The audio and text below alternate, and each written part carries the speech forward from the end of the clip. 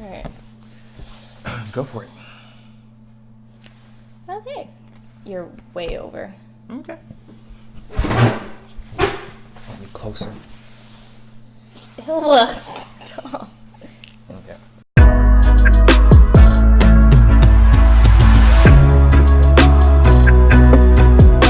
Hey y'all, welcome back to another episode of Coupled Up with Dex and Chels. Howdy.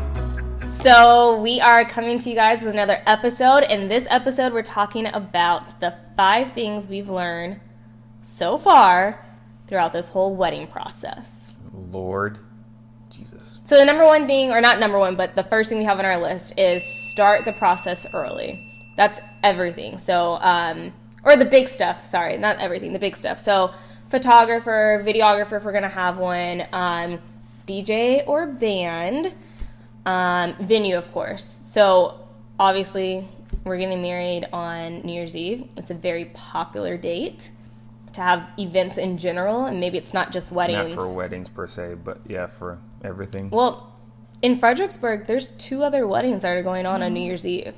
So, that we know of. It could be more than that, but there's 2 other weddings. So, you tired? Yes.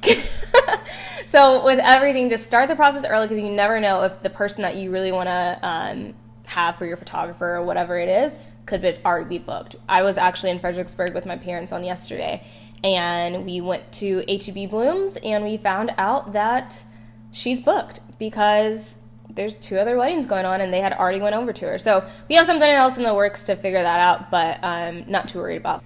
Just because your venue could hold 300 people doesn't mean you need to invite Amy, What?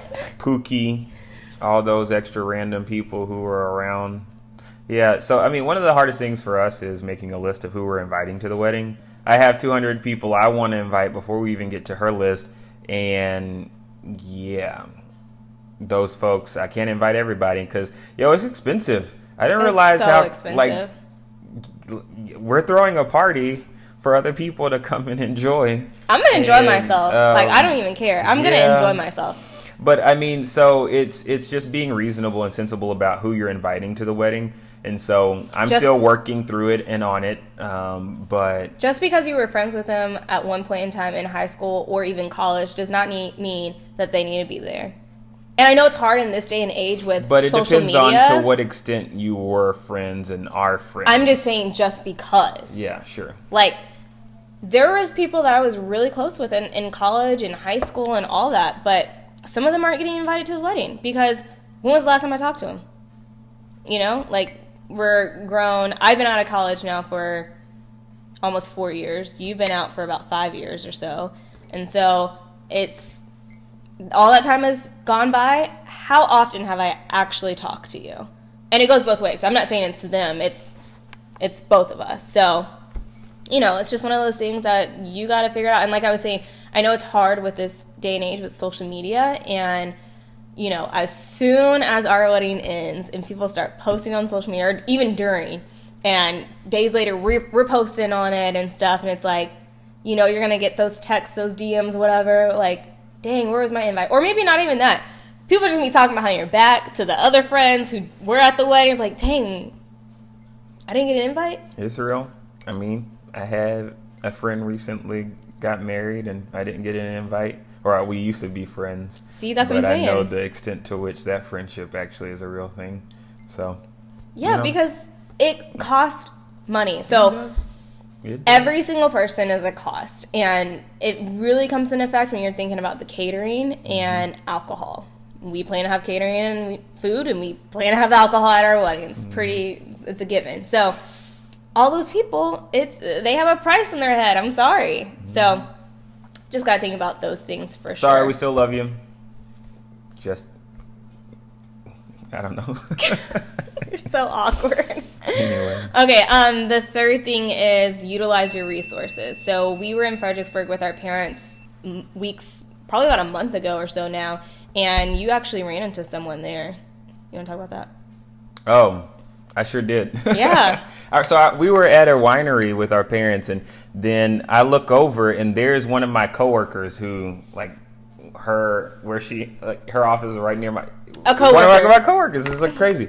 And so she's there with her and her family, and apparently her husband is from Fredericksburg. And we were like, oh my goodness, no freaking way. And so they know all of these people. They got married there. And so it was like that was an untapped resource that had I actually been talking about it more around the office and around friends, we probably would have known about. But having learned that recently, I was talking to one of my coworkers about the wedding, and I just threw out something that we're looking to do in terms of creating an experience for our guests. And I mentioned an artist who does live painting, and this is news to Chelsea because we haven't talked about this yet. But she starts talking about this winery she goes to in Fredericksburg, and one of her old art professors does art there, and it's like all of this stuff. And she starts rattling off a whole bunch of other folks that I forgot that I knew who also paint, who might be options. Whether or not they actually ended up being, it's just we were able to have that conversation, and now that's a whole Rolodex of people we are able to lean on. So. Yeah. Another resource that I've been using is in Houston specifically. There's a Facebook group called Houston Bride to Bride. And I think it started off with just the ability for brides to, after their wedding, go on there and sell some of their stuff that they're not using anymore. And other brides that are in the process of getting married can obviously go and buy discounted things from them. However, there's a ton of different vendors on this site as well. And so that's how we found our photographer. That's probably going to be how we find our videographer once we finalize on that. And I've been able to buy a lot of stuff from other brides through this one Facebook group. And it's a given that either on Monday or Tuesday of every week, there's going to be a lot of brides trying to sell something from the weekend. So it's been a great resource for me, and love it. Love it, love it, love it. You have really beautiful eyes. Thanks. You're so sweet. Wow. Yeah. Okay, so another resource is the catering company that we're going with. So my sister actually used them for her wedding back in April, and they were amazing, and we loved them, and why not, So that was really good to know that they've done a great job in the past, and you don't have to worry about, okay, what is it going to be like the day of, and is their food good, and all that stuff. We already know all of that, so that was really good to know.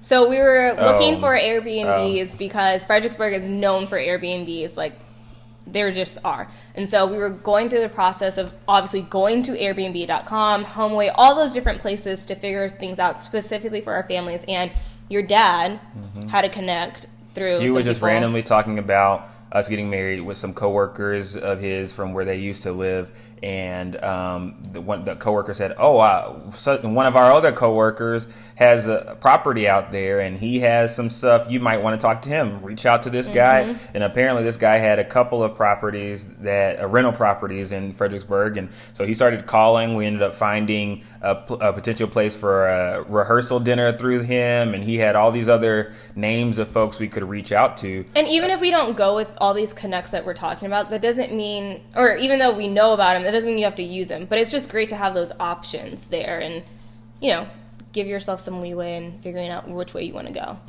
But yeah, number 4, go ahead. So number 4, this has been a hard one for me because first off, I don't know a whole lot about all this, and we talked about that in a prior video, but like just accepting that there's a lot of stuff that you don't know. And being open to learning about it, I guess. I don't know. And that most of that stuff that you don't know costs money. Yeah. Period. This stuff costs money. So if you want different color, because our venue doesn't provide tablecloths, so we have to buy them. So if there's a certain color tablecloth that you want, and maybe your caterer doesn't provide them either, then you have to buy them. If there's certain silverware that you want, or whatever it is, all that stuff you have to buy.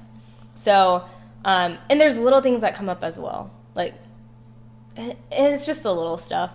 And sometimes, like us, in our budget, we didn't account for those little things. So the money has to come from somewhere, and you got to figure it out. Or you're pulling it from somewhere else, and you thought that you were going to have this extravagant thing over here, but if you need to be able to eat off some plates, then you got to go with the plates versus that. Or obviously put more money in the budget. So just trying to work through that right now. It's a struggle, you guys. A whole lot of stuff. It's a struggle. I don't know. But, yep. Yeah. And so number 5 is communication. I think that's the key for everything is communication. What? Nothing. Keep going. It's just like through this process, we've just been learning a whole lot, but we've been struggling through the process because we have different levels of experience when it comes to wedding planning.